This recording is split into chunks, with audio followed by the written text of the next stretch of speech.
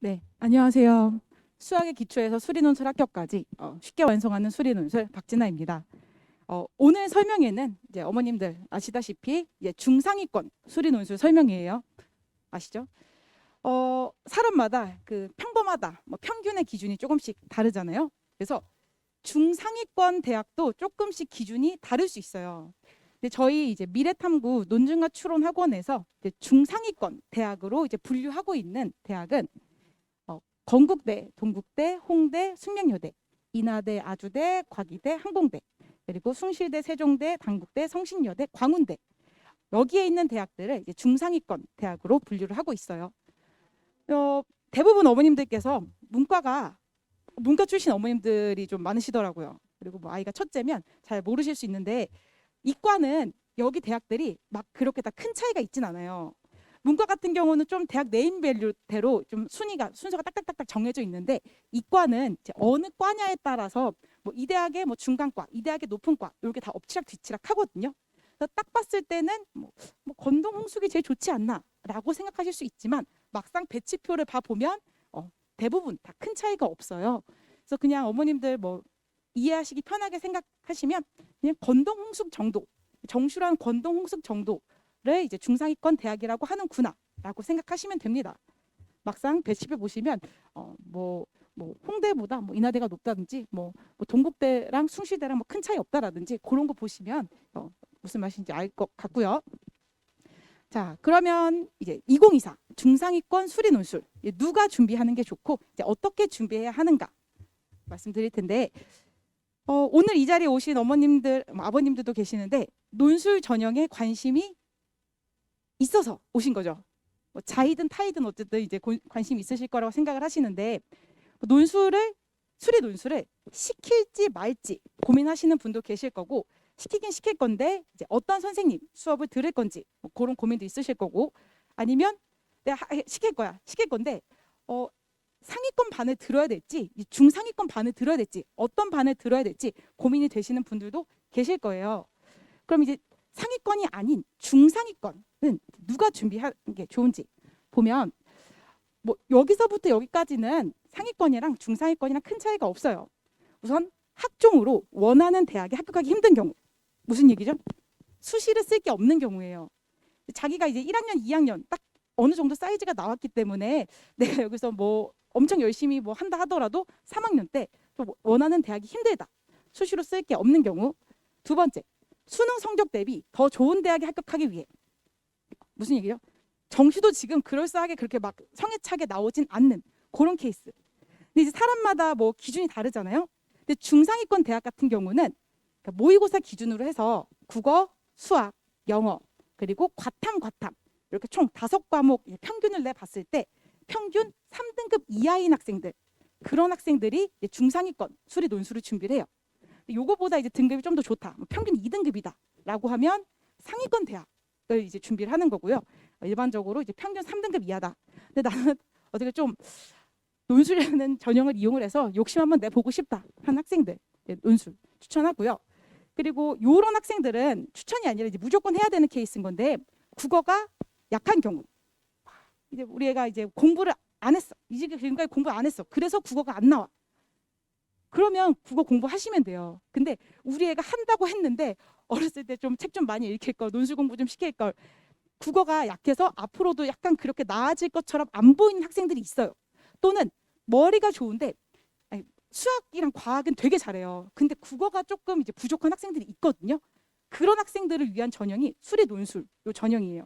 그래서 저는 국어가 약해. 근데 수학을 잘해. 그럼 상위권 반이에요. 그럼 상위권 반. 국어가 약해. 근데 수학도 그저 그래. 그러면 중상위권 반. 국어가 약한데 수학도 뭐 그렇게 잘하진 않아. 근데 다른 과목도 다 별로야. 또 어떻게 좀 대학 가기가 힘든 것 같아. 그러면 논술 전형 생각해 볼만 하시거든요. 그러니까 쉽게 얘기해서 다 못하는데 그나마 수학이 나은 경우 요 경우도 생각보다 논술 준비를 정말 많이 해요. 그리고 그런 학생들한테 저희가 되게 많은 책임감을 느끼고 있죠. 왜? 얘는 이게 아니면 대학 갈 길이 없어요. 전 맨 처음에 학생들이 이제 막 4등급, 5등급 그러길래 어떡하지 했는데 가만히 들여다보니까 얘는 이게 아니면 갈 길이 없는 거예요. 그래서 다른 학생들보다 훨씬 열심히 해요. 한눈 안 팔아요. 본인은 이미 국어도 안 되고 영어도 안 되고 과학도 지금에선 안 될 것 같아. 근데 수학이 3등급이야. 매년 나와요. 6, 3, 2, 5, 5 이런 애들 매년 합격생 엄청 나오거든요. 그래서 수학을 잘하지 않아도 괜찮아요. 잘하지 않아도 너무 못하면 안 되겠죠. 올해 왔던 학생 중에 수학 6등급인 학생이 있었는데 걔는 제가 솔직히 말해서 돌려보냈어요. 근데 중상위권이라 하면 수학 4등급, 그러니까 대부분 3, 4등급인 학생들을 얘기를 하는 건데 3, 4등급인 학생들은 논술 전형 추천합니다. 근데 만약에 국어나 영어가 뭐 1, 1 나오는데 수학을 못한다. 그럼 추천드리진 않아요. 상대적으로 좀 수학이 낮거나 아니면 국어가 조금 이제 발전 가능성이 좀 희박하다 하는 경우 논술 전형 추천드리고요. 그러면 이렇게만 봤을 때는 그럼 도대체 이제 어느 정도 학생이 이제 준비를 하는가 좀 와닿지 않을 것 같아서 제가 이제 문제를 하나 내겠습니다. 다음 등급은 2022 논술 합격생의 수능 등급이다. 다 제가 가르쳤던 학생들인데 작년이죠. 그러니까 올해 1학년 된 학생들 등급은 국어, 수학, 영어, 과탐이에요. 다음 중 중상위권 대학의 합격생의 등급이 아닌 것은 몇 번일까요? 중상위권 맞아요, 어머니. 중상위권이 아니면 하위권일 것 같으세요? 몇 번일 것 같으세요? 4번이죠. 4번. 4번이 중상위권 합격생이 아니에요. 4번은 누구? 상위권이죠. 상위권. 왜냐하면 얘는 한양대 컴공 전액 장학금으로 갔어요. 어머니 2등급이면 중상위권을 정시로 갈 수 있단 말이에요. 중상위권을 물론 건대는 안 되지만 대략 뭐 이렇게 세종대 정도 갈 수 있어요. 중상위권을 정시로 갈 것 같잖아요. 9월 모의고사 치고 그러면 논술 안 써요. 왜 내가 정시로 갈 것 같은데 내 고3인데 욕심 한번 내보는 거지. 뭐 막 물론 재수가 절대 싫다 해서 좀 안전빵으로 쓴 학생들도 있지만 대부분 고3은 조금씩 자기 등급보다 욕심을 내서 써요. 그래서 중상위권 제가 요거 2022라고 강조한 이유는 이 내용을 없애면 어머님들이 막 몇 년치를 막 통틀어가지고 막 등급 안 좋은 애들 뽑아서 오는 줄 아는데 그게 아니라 논술 합격생은 다 점수가 이래요. 애들 다 조사해보면. 특별한 등급이 아니라 조사하면 나오는 되게 평범한 등급들이거든요. 대부분 이런 학생들이 중상위권 대학을 준비를 하고요. 뭐 등급은 2등급, 3등급, 4등급, 5등급은 뭐 수능 망치지 않는 이상 뭐 대부분 실력은 2, 3, 4등급 이내에 있고요. 다른 것도 그래도 2, 3, 2, 3 등급 안에 나온다 하면은 S반 가요. 그럼 상위권반 가서 상위권을 준비한다 라고 보시면 됩니다. 제가 여기서 이제 기억에 나는 학생이 요 2번 학생 52445 얘는 아주 그냥 수리 논술에 처음부터 끝까지 완전 적합한 학생이었어요. 자, 우선 국어를 못해요. 근데 과탐도 못해요. 얘가 1학년 때부터 자기가 너무 놀았대요. 근데 그나마 수학은 놓지 않고 수학학원 하나만 그냥 계속 다녔던 거예요. 근데 고3이 딱 되니까 자기가 지금 다른 걸 지금 할 수도 없고 그래도 그나마 수학은 놓지 않고 있고 수학을 조금 좋아하고 그리고 학종을 쓸 게 없죠. 왜? 내신 7등급이니까. 내신 7등급 쉽게 맞는 등급 아니에요. 정말 공부 안 했다는 뜻이거든요. 그래서 내신 7등급 있고 이렇게 했어요. 얘가 1월 달부터 와서 되게 열심히 했는데 6월 달쯤 되니까 잘하더라고요. 그래서 제가 학생한테 웬만하면 이제 윗반으로 올라가는 얘기를 안 하는데 너는 상위권 반으로 가자라고 얘기를 했어요. 얘 말고 뭐 다른 한 명 더 있었는데 걔는 상위권 반으로 갔거든요. 근데 얘는 안 간다 그러더라고요. 왜 안 간다 그랬을까요? 최저를 못 맞춰가지고 자기는 3합 6을 나올 자신이 없다라고 그렇게 얘기를 하더라고요. 근데 올라간 애는 자기는 이제 3합 6을 맞출 자신이 있다라고 해서 상위권 반으로 가서 이제 서강대, 중앙대, 건대 이렇게 붙었고 이 학생은 애초에 자기는 사실 저는 3합 6도 안 되고 2합 5도 간당간당하다. 근데 그 개인적인 그 사정에 의해서 자기는 재수가 안 돼서 무조건 올해 대학을 가야 된다라는 거예요. 그래서 자기는 그러면 나는 내가 목표하는 대학이 그냥 중상위권 대학이고 상위권까지 욕심내지도 않고 최저도 못 맞추는데 입안에서 계속해서 합격률을 높이겠다. 저는 솔직히 좀 아까웠죠. 왜냐면 제가 욕심내고 싶으니까 좀 더 잘 보내주고 싶으니까 제가 진짜 아낀 학생이었거든요. 근데 얘가 또 진짜 잘 간 게 뭐냐면 2합 5인 학교를 썼는데 최저를 못 맞췄잖아요. 시험을 2군데밖에 못 치러 갔어요. 2군데밖에 못 치러 갔는데 과기대를 되게 가고 싶어하는 학생인데 과기대 갔어요. 근데 그게 어머니들 지금 와닿지 않겠지만 진짜 대단한 이유가 내신이 7등급이잖아요. 그럼 과기대가 감점이 진짜 많이 돼요. 감점이 진짜 많이 되는데 거기다가 과기대가 문제가 쉬웠어요. 되게 쉬웠어요. 그러면은 내가 내신에서 분리하면 좀 점수가 많이 밀리거든요. 근데 얘는 자기가 내신에서 밀린다는 거 알기 때문에 되게 좀 완벽하게 준비를 했어요. 정말 감점 하나 없도록, 실수 하나 없도록. 그래서 정말 좀 잘 간 케이스. 제가 조금 더 욕심 내보고 싶었지만 조금 더 잘 간 케이스라고 보면 되고요. 나머지 등급은 대부분 뭐 2, 3, 4면 준비합니다. 2등급인데 다른 등급이 조금 받쳐주면 상위권 욕심을 내는 거고, 2등급인데 좀 다른 등급이 안 받쳐준다라고 하면 중상위권 반에서 준비하는 거 추천드려요. 자, 중상위권 수리 논술 일찍 준비하면 블루오션. 자, 논술 경쟁률이 뭐 한양대는 뭐 100대 1, 뭐 다른 데도 뭐 30대 1 이렇다는데 왜 이제 블루오션이라고 얘기를 하느냐? 왜죠? 논술 경쟁률은 30대 1인데 저희가 막상 학생들을 가르쳐 보잖아요. 그러면 한 대략 뭐 반마다 조금 이제 합격률이 다른데, 합격률이 좋은 반은 50%에서 60%까지 합격률이 나와요. 진짜 나와요. 제 10명 중에 6명씩 5명씩 합격하고 하거든요. 안 좋은 반이 한 2명, 뭐 3명, 2명 정도 이렇게 나오는데, 그러면 논술 경쟁률이 30대 1인데 왜 이렇게 많이 붙지? 자, 왜 많이 붙냐면 중상위권 대학은 일찍 준비한 학생들이 없어요. 학생들이 준비를 안 해요. 그러니까 30대 1인데 그냥 쓰는 애들인 거예요. 준비 없이 진짜 그냥 쓰는 애들이기 때문에 실제로 어떤 경쟁력을 갖춘 애들이 많지 않다. 그 얘기거든요. 그래서 일찍 준비 안 하는 이유는 뭘까요? 다들 일찍 준비하러 오셨으니까 그 이유를 모르실 수 있는데, 일찍 준비 안 한 이유는 중상위권은 아직 진도가 안 나갔어요. 자기는 진도가 아직 내가 미분적분도 잘 모르는데 논술을 하는 게 맞을까? 이런 생각을 되게 많이 해요. 저희도 이제 코로나 이제 계속 겪으면서 애들의 수준도 잘 알고 진도 나간 거 잘 알고 있거든요. 그럼 어머니, 시간이 지나면 진도가 나가 있을까요? 제가 이제 올해 시험 친 대학들이 있잖아요. 제가 뭐 성신여대, 홍익대, 시립대 파이널을 했는데 진짜 재밌는 게 애들이 그 하루씩 빠진 애들이 있어요. 적분하는 날 빠지더라고요. 그 적분 왜 빠졌냐고 했더니 자기가 아직 적분이 준비가 안 됐대요. 그러니까 다음 주에 시험인데 자기가 아직 적분이 준비가 안 돼서 조금 더 준비한 다음 적분을 보겠다는 거예요. 시간이 지났다고 해서, 그러니까 준비가 될 애들은 미리미리 되어 있고 좀 안 된 애들은 또 계속 적분이 점점 미뤄지거든요. 그래서 저희가 학생들이 진도 어디까지 나갔는지 누구보다 잘 알고 있어요. 학생들 진도 나간 거에 맞춰서 논술 진도를 같이 함께 빼기 때문에 진도 안 나간 거 크게 걱정 안 하셔도 되고, 아직 뭐 시험은 안 쳤지만 올해 제가 가르친 학생은 올해 4등급이었어요. 상태가 좀 좋지 않았거든요. 근데 제가 걔 적분을 정말 상반기 내내 미친 듯이 가르쳤어요. 왜냐하면 걔는 대학 갈 길이 논술밖에 없거든요. 미친 듯이 가르쳤더니 여름방학 때 웬만한 애들보다 적분을 잘하더라고요. 걔는 내신이랑 모의고사랑 논술이랑 그냥 다 같이 적분 진도를 제가 같이 빼면서 나갔는데, 진도 안 나간 거 다 알고 있고 거기에 맞춰서 수업 진행하니까 크게 걱정 안 하셔도 돼요. 자, 또 일찍 준비한 학생들이 없어. 왜? 진도가 안 나갔다고 생각을 하니까. 자, 두 번째, 중상위권 대학을 일찍 준비 안 한 이유가 또 뭘까요? 수학을 못해서 그래요. 자기가 수학을 못한다고 생각을 하기 때문에 준비를 안 하는데, 중상위권 대학은 수학을 잘하는 학생들이 많지 않아요. 왜 안 많게요? 수학을 잘하면 상위권 반으로 가니까요. 근데 간단한 거예요.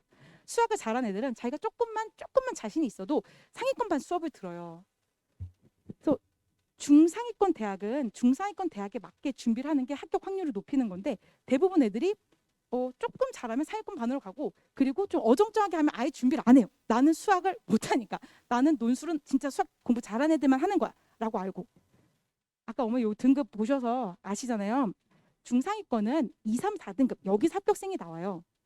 그러니까 물론 2등급일 수도 있고 3등급일 수도 있고 4등급일 수도 있는데, 중상위권은 특히 3, 4등급에서 합격생이 가장 많이 나와요. 그래서 일찍 준비할수록 확실히 유리하죠. 자, 학생들 보면 크게 시작 시점이 3개가 있는데 1월부터 시작한 애들이 있고, 그리고 여름방학 시작하는 시점에 시작한 애들이 있고, 그리고 이제 파이널로 들어오는 학생이 있어요. 1월에 딱 시작하면 이제 얘가 이제 올해 내가 이제 해결해야 되는 아이구나 이렇게 보면서 심각하다. 근데 걔를 이렇게 한 학기 동안 가르쳐 놓잖아요. 그러면 상태가 안 좋았는데 여름방학 시작할 때는 확실히 그때 처음 시작한 애들보다 확실히 나아요. 본인이 그걸 못 느낄 수도 있는데, 왜냐면 조금씩 느니까. 근데 저는 처음 왔을 때랑 여름방학 시작할 때랑 완전 다르다고 봐요. 그리고 여름방학 그럼 또 걔네들도 이제 깜깜하죠. 얘네가 진짜 과연 합격을 할까 딱 싶은데, 파이널 올 때 애들 이렇게 쓰는 거 보잖아요. 그러면 이런 애들이 원서를 쓰니까 준비한 애들이 붙는구나. 왜? 중상위권은 다 같이 상태가 좋지 않기 때문에 한 번, 아니 정말이에요. 다 같이 진짜 상태가 안 좋아요. 왜 얘가 여기 썼는지 모르겠는데 그런 애들이 다 지원을 하기 때문에 한 번, 두 번 많이 본 학생이 확실히 유리해요. 우리 아이가 수학을 잘해. 그럼 한 번 보고 할 수 있어요. 근데 중상위권은 수학을 그렇게 잘하는 학생들이 아니기 때문에 같은 내용을 조금 반복적으로 가르쳐야지 아 이런 식으로 굴러가는구나. 논술이란 이런 거구나. 하기 때 해요. 수학 잘하는 애들 다 같이 똑같기 때문에 일찍 시작하는 거 추천드려요. 자, 그러면 그 논술이 좀 해야겠네 이런 생각이 드실 텐데 제가 논술 전형에 대해서 간략하게 설명드릴게요. 또 길어지면 또 지겨우니까. 자, 요 논술의 길 책자 아시죠? 보시죠. 이 논술의 길 책자는 뭐 논술을 준비하는 데 있어서 거의 뭐 바이블과 같은 뭐 그런 거예요. 어머님들이 뭐 인터넷 뒤져서 뭐 찾을 만한 그 모든 내용들이 정말 정리정돈이 잘 되어서 들어가 있거든요. 제가 여기 있는 내용을 다 하면 많기 때문에 논술의 길을 보는 법, 뭐 해석하는 법, 그거에 대해서 설명드릴게요. 자, 우선 수리 논술 중요한 거 이제 세 가지죠. 가장 중요한 게 시험 범위. 그다음 두 번째가 최저. 그리고 내신 반영 어떻게 하느냐. 요 세 가지가 가장 중요하다 볼 수 있는데 이쪽 보시면은 수리 논술 출제 범위가 나와 있어요. 요거는 2023, 그러니까 올해 시험 치는 거 기준이고 내년 거는 대학들이 아직 정확하게 발표는 안 했지만 요 기조로 갈 거라고 보고 있거든요. 그래서 중위권 대학 위주로 보시면 미적, 기하, 확통 다 해야 하는 학교가 경희대, 단국대, 동국대, 이대, 홍대. 이대가 원래 이제 상위권으로 넣었는데 2합 5로 최저가 좀 완화됐기 때문에 중상위권 학생들도 많이 욕심냅니다. 이렇게 보시면 되고 기하를 못해도 돼. 기하를 못해도 돼. 그냥 미적 확통만 하면 돼. 한 학교가 건대, 광은대, 과기대, 성신여대. 여기가 이제 미확 시험 치는 학교. 그리고 미적. 미적만 치는 학교가 이제 세종대, 숙명여대, 숭실대, 아주대, 인하대, 그리고 한국항공대. 이렇게 있어요.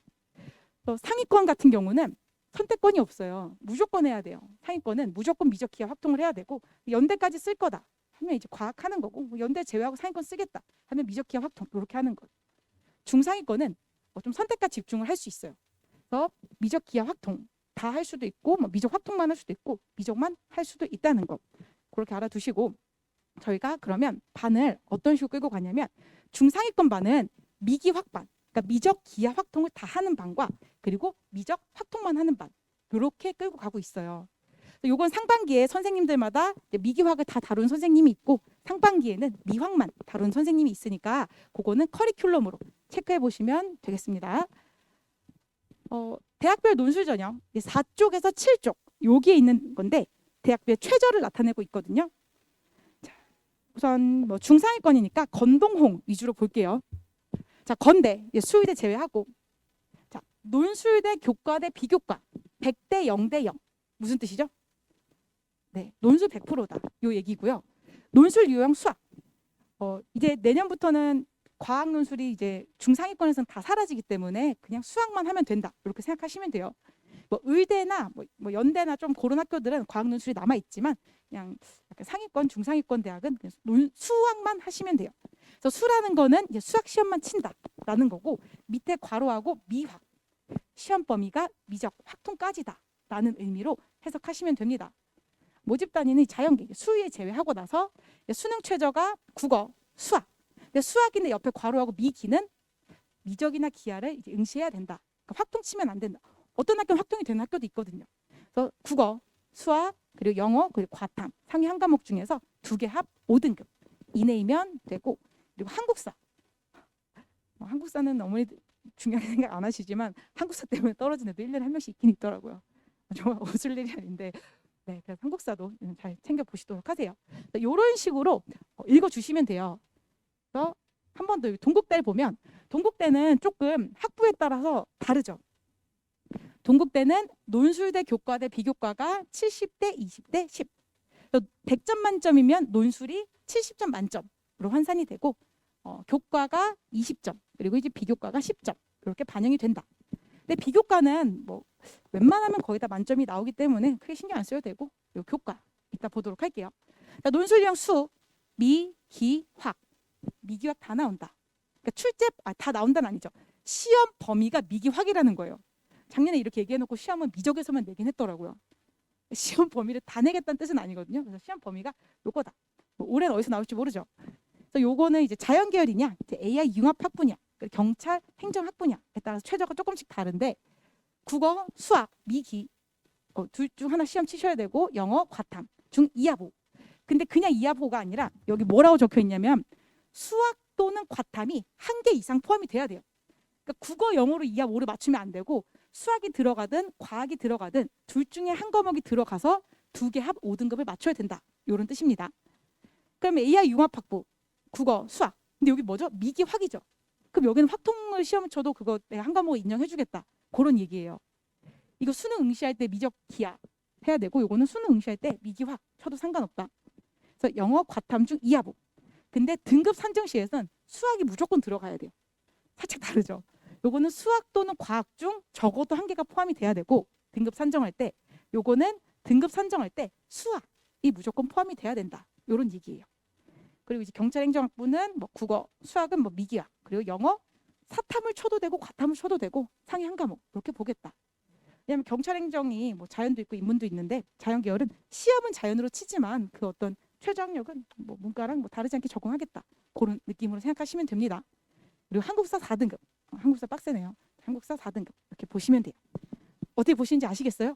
그래서 집에 가서 본인이 뭐 이렇게 관심 있는 학교가 이런 식으로 반영이 되는구나. 시험 범위는 이거구나. 과마다 좀 다르구나. 라고 보시면 돼요. 뭐 이것도 이제 홍대인데 넘어갈게요.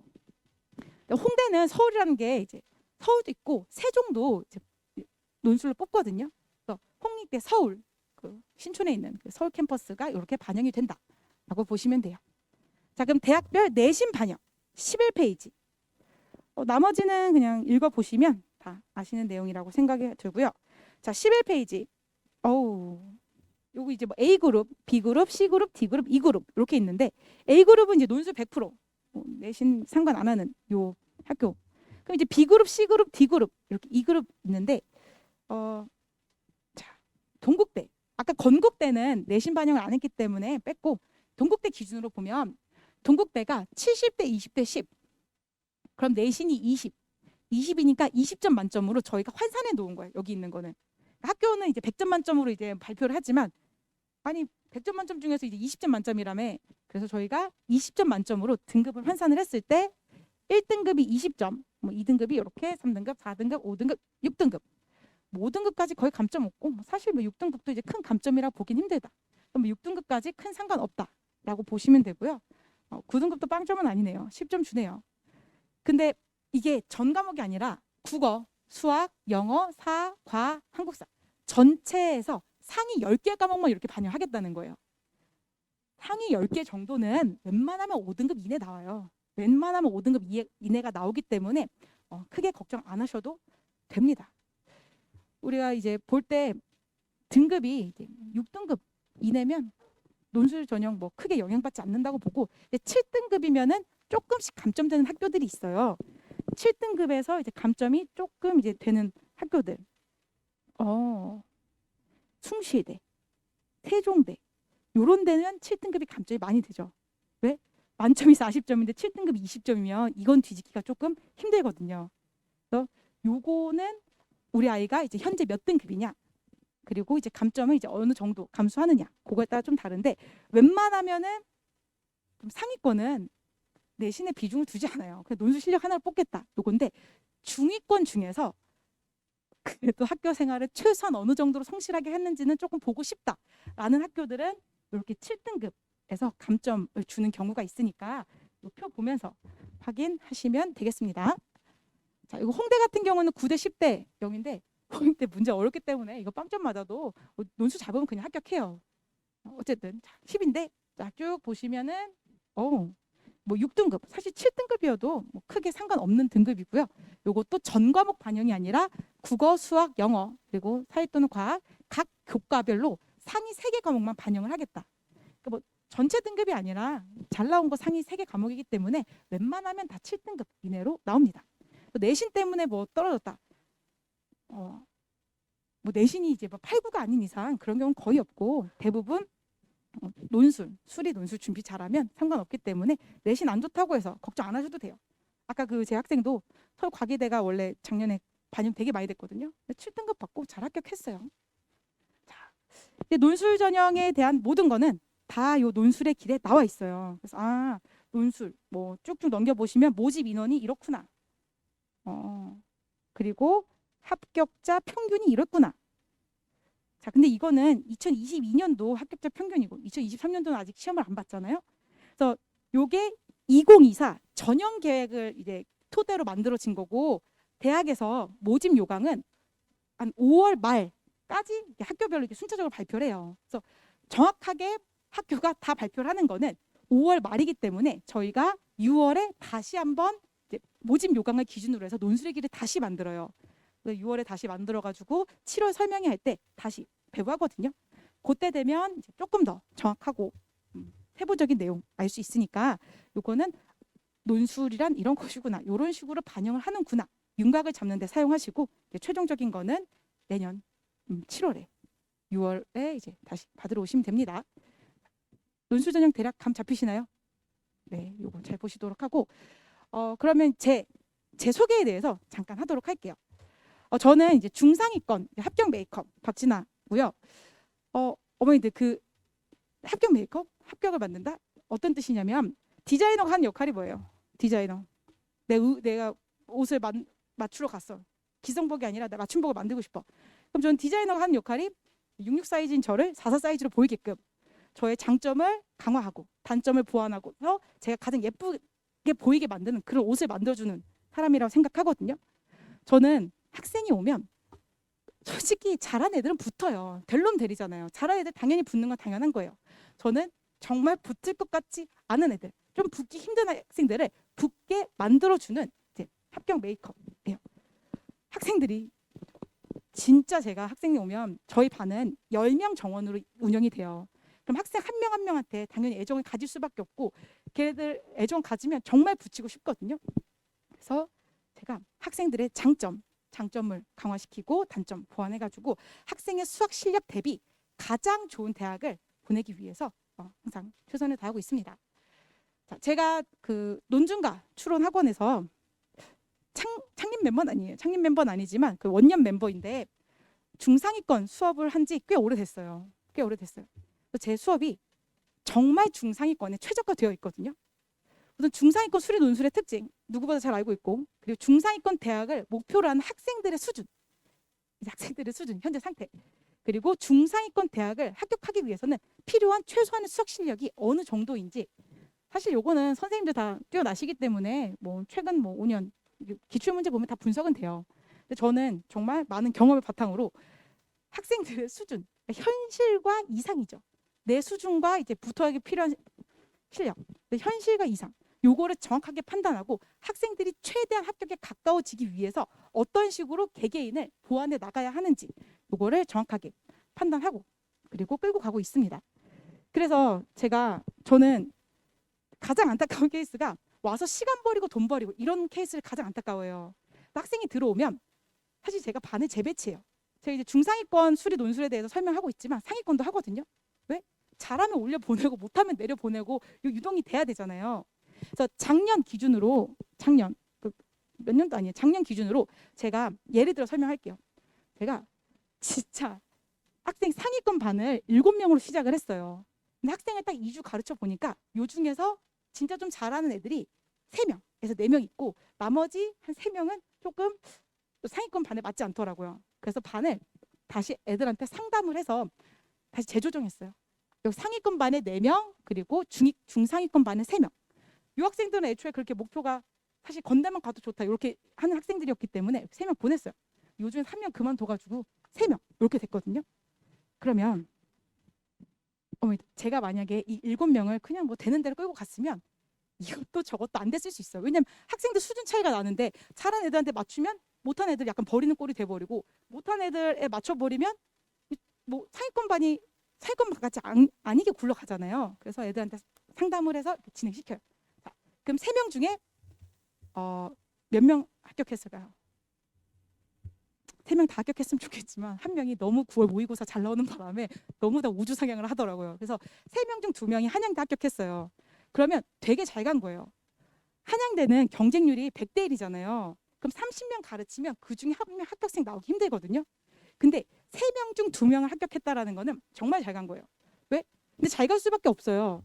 근데 한양대 갈 만한 대략 한 2등급 정도 되는 실력의 애들을 한양대, 그러니까 얘네 그래도 연대는 또 안 쓰더라고요. 그래서 한양대, 성대, 서강대, 그러니까 서성한 딱 중, 딱 거기에 맞춰서 제가 되게 포커스 맞추고 1대1로 계속 그 단점 보완해 가면서 장점 강화해 가면서 학생들 끌고 갔거든요. 그래서 합격률이 어머니 놀라지 않는데 진짜 대단한 건데. 자, 그래서 진짜 잘 갔고, 자 그럼 요 3명은 어떻게 됐을까요? 요 3명은 3명 중 2명이 중상위권 대학에 합격을 했어요. 그러니까 한 명이 건대 그리고 한 명이 과기대 이렇게 갔거든요. 얘네가 만약에 상위권 반에 있었으면 이것도 저것도 안 돼요. 그래서 어머님들께서 잘못 좀 생각하고 계신 게 상위권 반에 가면은 상위권 뭐 2마리 토끼 둘 다 못 잡아요. 제가 그게 가장 안타까운 게 상위권 대학을 당연히 욕심낼 수 있죠. 그래도 본인한테 맞는 수업을 들으면서 실력을 쌓아서 상위권 반에 노려야지, 상위권 실력이 안 되는 상위권 반에 가면 정말 시간 버리고 돈 버리고 왔다 갔다 거리고 있는 케이스예요. 그게 가장 안타깝습니다. 그래서 저는 학생들한테 저는 진짜 저를 선택해준 학생을 최대한 합격시키고 싶거든요. 그래서 네가 목표가 한양대라도 한양대에 가고 싶으면 다시 기초부터 쌓아서 뭐 한양대 오전은 쓰자라든지 그런 식으로 설득해서 우선 오면 분반을 시켜요. 자, 이 말은 무슨 얘기냐면 혹시 제 반을 선택해서 오셨을 때 제가 이제 전반을 권유하더라도 너무 기분 나빠하지 마시고, 정말 저는 상반기에 들어오면 얘 끌고 가서 여름방학 때 상위권 반을 올려보내서 다시 끌고 가면 되거든요. 그래서 최대한 합격시키기 위해서 다시 약간 반을 재조정한다는 거. 그래야지 상위권 애들을 상위권에 합격시킬 수 있고 중상위권 학생들을 중상위권에 합격시킬 수 있어요. 맞는 수업으로 합격률을 높입니다. 자, 그럼 중상위권 수리 논술 어떻게 준비해야 하냐? 상위권이랑 좀 달라요. 중상위권은 뭐가 다르냐? 중상위권은 기본만 잘해도 붙는 게 중상위권이에요. 안타깝지만 그럼 떨어진 애들은 약간 기본기조차 조금 부족하다라고 볼 수가 있는데, 뭐 상위권은 좀 약간 수학적 감각이 좀 뛰어나야 된다라든지 좀 아이디어 발상적인 거를 조금 잘 해야 된다라든지 아니면 수학 공부 좀 정말 많이 해야 된다라든지 그런 게 있지만 중상위권은 그렇지 않아요. 특히 요즘 같은 코로나 시기에는 중상위권이 무너져 있거든요. 이런 무너져 있는 시점에 조금만 잘하고 조금만 열심히 하면 중상위권 합격이 상당히 수월해요. 정말 제가 5년 전, 6년 전이랑 비교했을 때 요즘 애들이 상태는 안 좋은데 중상위권 대학을 훨씬 더 수월하게 가요. 왜냐하면 중상위권이 무너져 있기 때문에. 그래서 우선 교과서에 있는 기본 개념, 우리 아이가 기본 개념을 알겠지 싶지만 막상 오면 기본 개념이 상당히 좀 잘 안 잡히는 학생들이 많아요. 그래서 기본 개념 그리고 이제 논술 빈출 개념을 이제 충분하게 숙지하는 게 중요합니다. 이건 저뿐만 아니라 다른 선생님들도 다 이렇게 생각하실 텐데, 기본 개념과 논술 빈출 개념만 확실하게 잡고 그거를 문제에 적용만 시켜도 중상위권 대학은 합격을 해요. 안 믿기시겠지만 정말 그래요. 제가 학생들을 가르쳐 보면 이걸 가르치잖아요. 가르쳤을 때 알고 있는 개념을 일단 문제 적용도 시키고 그걸 논술 문제에 이제 익숙하게 하고, 근데 학생들이 시간이 지나면 많이 까먹어요. 어쩔 수 없어요. 우리 아이가 하나를 가르쳐서 하나를 알면 좋겠지만 대부분 이제 하나를 가르쳐서 하나를 알면 저희가 천재라고 얘기하거든요. 하나를 가르치면 대부분 하나를 몰라요. 하나를 정확하게 알게 하려면 하나를 5번 정도는 가르쳐야 돼요. 그래서 제가 중상위권을 어떤 식으로 끌고 가냐면 선택과 집중 그리고 단계별 계단식 접근과 반복 심화학습 시스템, 이 시스템을 끌고 가는데, 선택과 집중이라는 건 뭐냐? 솔직히 여름방학에 오면은 선택과 집중하기 힘들어요. 왜? 미적도 해야 되고 기하도 해야 되고 확통도 해야 되고 하기 때문에 좀 한 주에 주제를 한 3개 정도 다루거든요. 근데 상반기는 조금 그래도 시간적 여유가 있잖아요. 그래서 논술은 교수님들이 학생 틀리라고 꼬아서 내지 않아요. 꼬아서 낼 필요가 없어요. 왜? 그냥 쉽게 내도 어차피 다 틀리고 중요한 내용 내도 어차피 다 알아서 애들이 다 틀리고 서술로 다 걸러지기 때문에 수학에서 중요한 내용 정해져 있어요. 논술의 베이스는 교과서예요. 교과서. 그래서 교과서 내용을 잘 숙지하고 그 내용을 응용해서 풀 수 있으면 중상위권 대학은 합격하는데 전혀 문제가 없거든요. 그래서 저는 진짜 교과서에 나와 있는 기본적인 개념들 그거 정확하게 숙지시키고, 그리고 수능에 나오지 않아서 조금 어색할 수 있지만 사실 수학적으로 중요한 내용 그리고 이제 논술에 빈출되는 내용 그거를 집중적으로 가르칩니다. 그래서 하루에 이 내용 저 내용 한다라기보다는 조금 하나를 정확하게 알게 하자. 그리고 실제로 시험 문제가 그렇게 나와요. 뭐 올해만 하더라도 이미 뭐 홍익대, 시립대 다 시험 쳤잖아요. 보면 수업 시간 했던 게 다 나와요. 근데 학생들이 그걸 보고 이거 수업 시간 했던 그건데 라고 딱 깨닫는 애들은 그걸 푸는 거고, 제가 진짜 안타까운 케이스가 시험 치고 왔어요. 선생님 이거 그거잖아요. 저 풀었어요. 라고 한 애가 있고, 그 내용인 줄 모르는 애가 있어요. 그러니까 웃을 일이 아니라 그런 케이스가 생각보다 많아요. 애들이 자기가 배웠음에도 불구하고 그게 문제랑 약간 매치가 안 되는 거거든요. 그래서 그거를 기본 개념 숙지시키고 매치시키는 연습, 그거를 하는 게 이제 요 단계별 계단 접근 반복 심화학습 시스템인데, 예를 들어서 얘기를 할게요. 우선 교과서 문제로 개념을 다져요. 어려운 걸로 하면은 개념도 안 잡히고 이것도 저것도 안 돼요. 그래서 뭐 예를 들면 수학적 귀납법을 설명한다. 그러면 교과서 문제로 상당히 쉬운 문제로 수학적 귀납법은 이런 거고 뭐 이렇게 하는 거야. 그럼 애들이 쉬운 문제니까 따라와요. 그러면서 감도 잡죠. 그러면 수업 시간에 또 한 번 더 풀려요. 그러면 똑같아요. 제가 봤을 때는 교과서 개념이나 요 논술 문제랑 똑같은데, 바로 논술 문제 딱 풀라고 하잖아요. 그럼 잘 못 풀어요. 근데 방금 직전에 원리가 똑같은 걸 했기 때문에 문제만 살짝 복잡해진 거예요. 식만 살짝 복잡해졌지 내용은 똑같은 거거든요. 그럼 학생들이 버벅거리면서 하는 애가 있고 여전히 버벅거리는 학생이 있어요. 그러면 저희 반 같은 경우 소규모이기 때문에 제가 가서 다시 한번 약간 내용 설명해줘. 개별로 약간 설명해주면서 다시 한번 이해하도록 하고, 그럼 이제 애들이 이런 식으로 이제 흘러가는구나. 한 뭐 4번 정도 보죠. 그러면 이제 시험을 쳐요. 시험을 안 치면 애들이 수업 시간에 멍 때리는 학생이 많기 때문에 시험을 칠 수밖에 없어요. 또 시험을 치면 이제 학생들이 이제 내가 아까 배웠던 게 이런 식으로 응용하는구나라고 접목시키는 학생이 있고, 여전히 조금 뭐 접목 힘들어할 수 있는데, 처음 배우고 접목을 한다는 게 사실 쉽지 않아요. 그래서 논술 점수 날라가면 어머니도 맨날 전화 와요. 선생님 100점 만점인가요? 네, 어머니 100점 만점입니다. 논술 점수 20점 30점 날라가니까 막 수능처럼 그렇게 생각하시면 안 돼요. 수능은 문제가 다 개별적으로 돼 있기 때문에 뭐 이거 맞고 저거 틀리고 할 수 있는데, 논술 문제는 이해를 못하면 아예 초반에 시작하기가 힘들거든요. 그러면 점수가 뒷부분이 다 날라가서 점수가 좀 낮게 나와요. 이제 많이들 고민하시는데, 그런 과정이 반복이 되면 여름방학 시작할 때쯤에는 상당히 학생들이 실력이 많이 성장해 있어요. 왜냐? 모를 수 있죠. 그날 배우고 그날 응용 못할 수 있죠. 하지만 집에 가서 복습을 하잖아요. 근데 그날 바로 이해는 느리더라도 일주일간 그 복습을 거치고 나서 그 다음 시간에 점점 잘 쓰는 학생들이 있어요.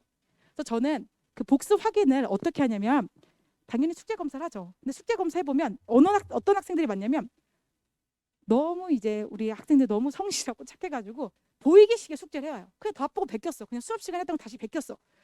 그래서 했어. 그럼 했는 걸 내가 이렇게 열심히 하는데 그거 뭐 다 보고 베꼈다 B 이럴 수 없잖아요. 어쩔 수 없이 숙제를 A를 주긴 주는데, 학생이 숙제를 했는지 안 했는지는 다음 시간 시험 쳐보면 알아요. 왜? 다음 시간 시험을 쳤는데 제가 전 시간에 했던 거를 정확하게 이해를 하면 풀 수밖에 없는 문제를 냈는데, 이 문제를 풀면 이해가 됐다라는 거고, 이 문제를 못 풀면 숙제를 그냥 겉핥기 해왔다라는 식으로 계속 피드백이 되거든요. 그래서 제가 이렇게 복습 확인 한 번 더 하고 학생이랑 또 면담을 가지죠. 다 보고 베끼지 마라. 아무짝에 쓸모없다. 어떤 식으로 공부를 해야 되는지 계속 상반기 내내 지적해가면서 끌고 갑니다.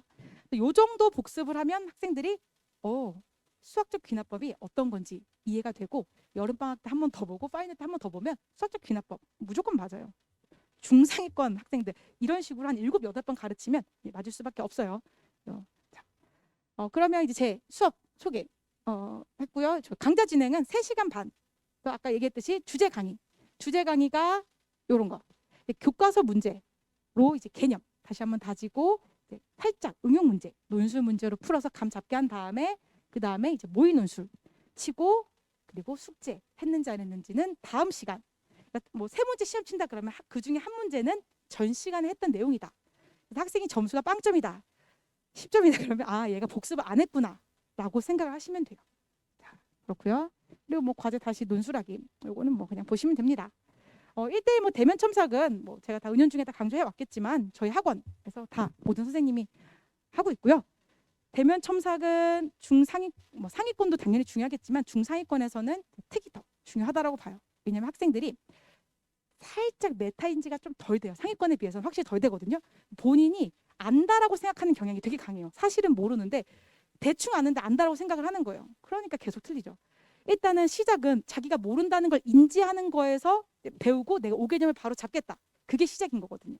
그래서 저희 이제 중상위권에서 대면 첨삭은 학생들이 뭘 모르는지, 어떤 개념이 이제 5개념이 들어가 있는지 그거부터 다시 다 잡아내가지고 이제 부족한 부분 보완해 나가면서 이제 끌고 갑니다. 그렇게 보시면 되고, 저 같은 경우는 반을 2개 운영해요.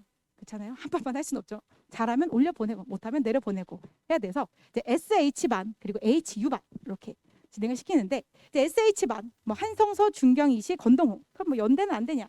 뭐 한양대 준비하는데 뭐 연대라고 안 되겠어요?